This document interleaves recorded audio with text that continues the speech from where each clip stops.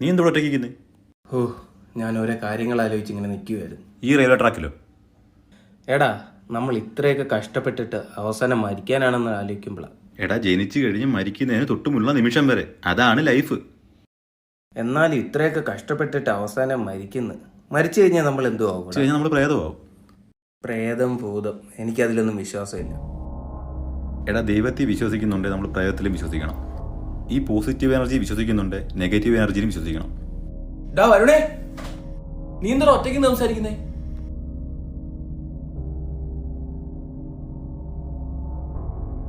വാടാ ഇങ്ങോട്ട്. നീ എന്തോടാ പറഞ്ഞേ? വരണേ